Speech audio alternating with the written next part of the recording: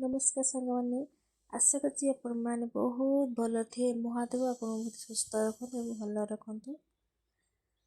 ମୁଁ ଆଜି କିଛି ନୂଆ ଆଜି ବନେଇଛି। ମୁଁ ମାର୍କେଟ ଯାଇଥିଲି ଫିଜିଓଥେରାପି ତ ମୁଁ ଶିଳା ମାଛ ଆଣିଥିଲି। ତଳେ ମୁଁ ଜରିରୁ କାଢ଼ିଦେବି।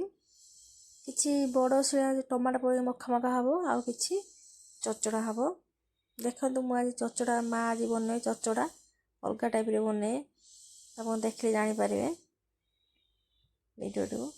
ବାପା ନେଇ ଆସିଛନ୍ତି ମାଛ, ମୁଁ ବି ନେଇ ଆସି। ବାପା ଜାଣିନାହାନ୍ତି ମୁଁ ଆଣିଛି ବୋଲି, ମୁଁ ବି ଜାଣିନି ବାପା ନେଇ ଆସିଛନ୍ତି ବୋଲି। ତ ମୁଁ ଗୋଟେ ମାଛ ବନାଉଛି, ସେପଟେ ମା ମାଛ ଭାଜୁଛି ବାପା ଯେଉଁ ଆଣିଥିଲେ, ଆଉ ମୁଁ ଏପଟେ ମାଛ ବନେଇ ଦେଉଛି। ତ ବସି ପାରୁନି, ଫିର୍ ବି କଷ୍ଟ କରିବାକୁ ପଡ଼ୁଛି ଟିକେ।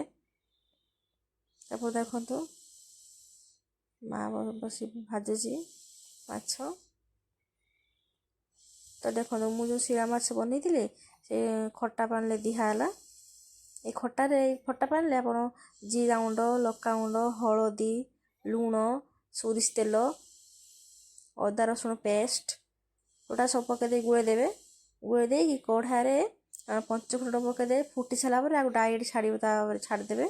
ଛାଡ଼ି ଦେଇକି ଚିନି ପକାଇଦେବେ। ବାସ୍ ତାକୁ ପୁରା ବେଶୀ ଜାଳ ଦେବେନି, ପୁରା ସ୍ଲୋ ଅଳ୍ପ ଜାଳରେ ଜଳିବ। ତାପରେ ଜଳିଲେ ହିଁ ସେ ବେଶୀ ଜୋରେ ଜାଳ ଦେଇଦେଲେ ସେ ଫୁଟିଯିବ, ବରଂ ସେ ସିଝିବନି ମାଛ।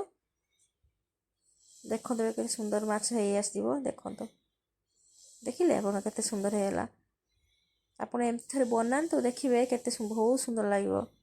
ମାନେ ଦେଖ ରେଡ଼ି ହେଇଯାଇଛି। ଏପଟେ ପିଆଜ ରଖିଥିଲି ଭାତରେ, ସେପଟେ ନିମ ପିତା ସୁଜୁନା ନାଡ଼ି ଭଜା, ଏପଟେ ଯେଉଁ ମାଛ ଚଢ଼ା ହେଇଥିଲା ସେଟା ଟମାଟୋ ପଡ଼ିକି ମଖା ମଖା ହେଇଛି।